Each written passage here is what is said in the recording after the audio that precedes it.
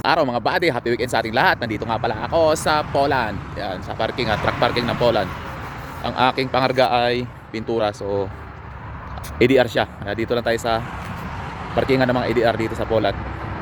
Napakalawak mga idol, kita nyo naman. Hindi napupuno mga parkingan dito, kaya wala, hindi makakapagupit si Don Ramon ngayon. Kaya ang gawin natin, mag food trip na lang tayo ngayong patanghali na, 9:40. So magluluto ako ng aking tanghalian na, kasi hindi naman ako nag-almusal na. Tara, kain tayo. Luto ako ng ating kakainin. Diretso tanghali lang tayo kakain mga idol. Ayan. So yun tinatawag na intermittent fasting. Ayan, para hindi tayo tumaba agad. Ayan. So magsasaing lang ako rito ng kunting kanin. Gasan muna natin. Dito tayo sa parkingan.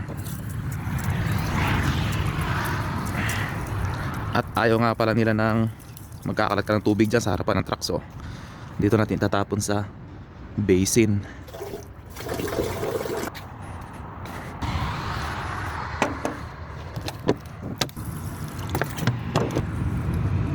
Ang ganda dito sa napagparkingan ko mga idol ay mayroong McDonald's. Ayan o, may McDonald's dito.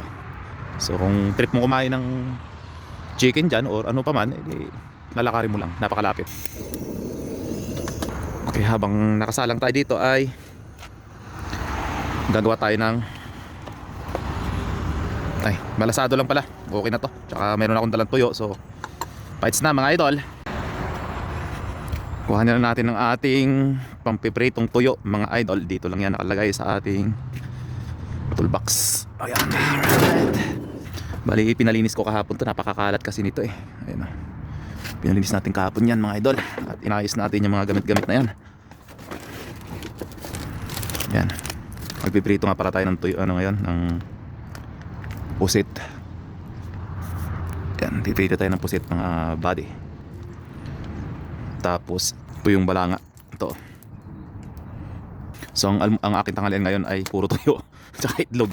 Babalik na rin lang natin yung ano, yung almusal gagawin natin tanghali. Pwede naman yun eh. Let's go, tara, luto tayo. Dito na rin ako kakain sa labas kasi nga magandang init ang araw tsaka malamig yung hangin. So tama lang, balanse lang. Nakakulo na ang ating sinaing.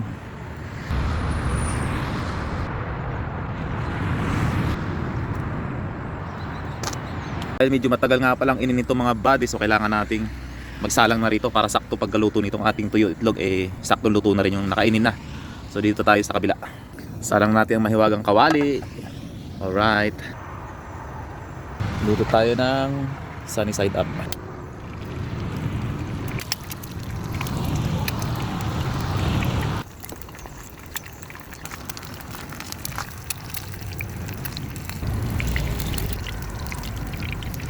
Prito natin yung mga tuyo-tuyo na are.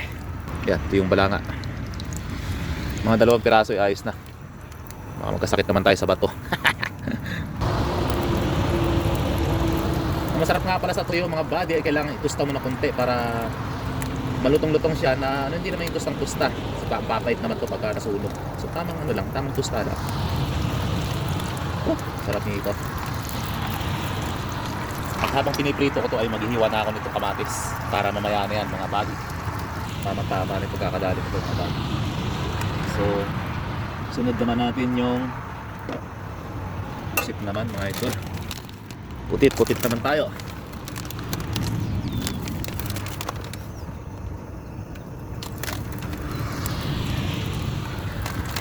Piraso na isa to.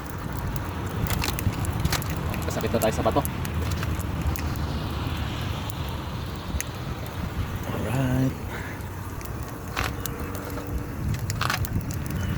Gisingin lang natin to. Gisingin! Mga ganitong mga tuyo-tuyo talaga mga body, mga idol, hindi natin dapat niluluto sa loob ng truck kasi nga amoy ito, didikit ito sa loob ng truck talaga, matagal mawala. So dito tayo sa labas nagluluto hindi madawin truck natin. Kung sa inyo naman yan, kung prepare nyo na sa loob ng truck, wala naman magbabawal sa atin, di ba? Sa akin lang naman. So luto na ang ating pusit na tuyo, okay? Plating na tayo.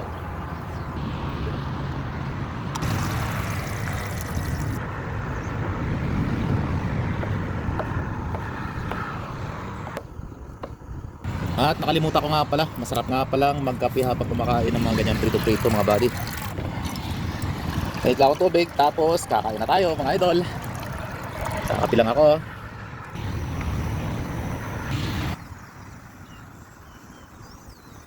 Dahil luto ng ating tuyo at itlog ay kakain na tayo mga idol, mga buddy. Tara, kain tayo.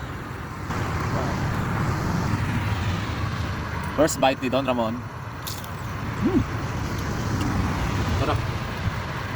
Sa ating parisan ng kamatis.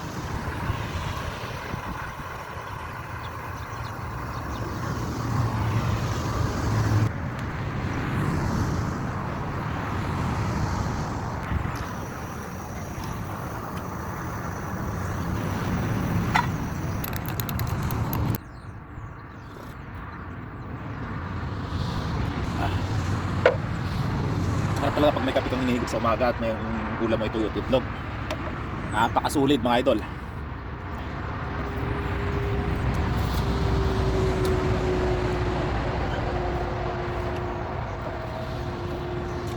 Saan tayo?